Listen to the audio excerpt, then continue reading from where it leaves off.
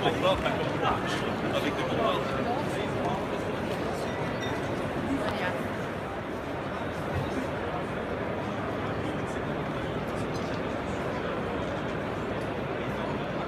stand van Gyproc. De eerste dag van Battibouw is weer overweldigend goed gestart. Heel veel volk, heel veel vragen, interessante contacten allemaal. Met heel veel goede informatie van onze systemen en producten uiteraard. En zoals je ziet, een zeer mooie en open stand, ik moet eerlijk zeggen. Hij is zeer fris en zeer aangenaam om op te werken. En daarmee gaan de dagen ook wel snel voorbij. En kunnen we toch wel aan de mensen nuttige en mooie dingen tonen.